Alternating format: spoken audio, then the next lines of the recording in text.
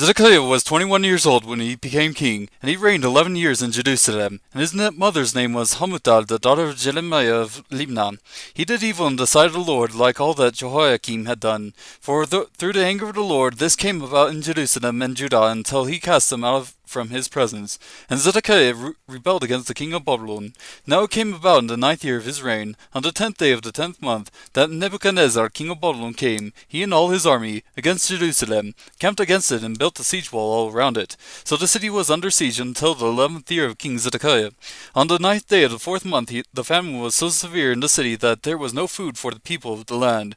Then the city was broken into, and all the men of war fled and went forth from the city at night by the way of the gate between the two walls which was by the king's garden, though the Chaldeans were all around the city, and they went by the way of the Arabah. But the army of the Chaldeans pursued the king and overtook Zedekiah in the plains of Jericho, and all his army was scattered from him. Then they captured the king and brought him up to the king of Babylon at Riblah in the land of Hamath, and he passed sentence on him. The king of Babylon slaughtered the sons of Zedekiah before his eyes, and he also slaughtered all the princes of Judah in Riblah. Then he blinded the eyes of Zedekiah, and the king of Babylon bound him with bronze fetters and brought him to Babylon and put him in prison until the day of his death. Now on the 10th day of the 5th month, which was the 19th year of King Nebuchadnezzar, king of Babylon, Nebuzaradan, the captain of the bodyguard, who was in the service of the king of Babylon, came to Jerusalem. He burned the house of the Lord, the king's house, and all the houses of Jerusalem. Even every large house he burned with fire. So all the army of the Chaldeans who were with the captain of the guard broke down all the walls around Jerusalem. Then Nebuzaradan, the captain of the guard, carried away into exile some of the poorest of the people, the rest of the people who were left in the city, the deserters who had deserted to the king of Babylon, and the rest of the artisans. But Nebuzaradan, the captain of the guard, left some of the poorest of the land to be vine dressers and plowmen. Now the bronze pillars which belonged to the house of the Lord, and the stands and the bronze sea, which were in the house of the Lord, the Chaldeans broke in pieces and carried all their bronze to Babylon. They also took away the posts, the pots, the shovels, the snuffers, the basins, the pans, and all the bronze vessels which were used in temple service. The captain of the guard also took away the bowls, the fire pans, the basins, the pots, the lampstands, the pans and the drink offering bowls, what was fine gold and what was fine silver, the 2 pillars, the 1 sea, and the 12 bronze bowls that were under the sea, and the stands, which King Solomon had made for the house of the Lord. The bronze of all these vessels was beyond weight.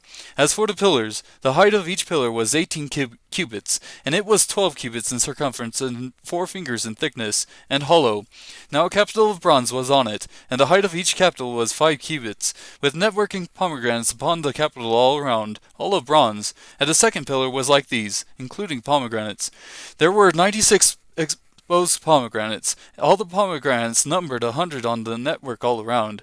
Then the captain of the guard took Seraiah the chief priest and Zephaniah the second priest, with the 3 officers of the temple. He also took from the city one official who was overseer of the men of war, and 7 of the king's advisers who were found in the city, and the scribe of the commander of the army who mustered the people of the land, and 60 men of the people of the land who were found in the midst of the city. Nebuzaradan, the captain of the guard, took them and brought them to the king of Babylon at Riblah.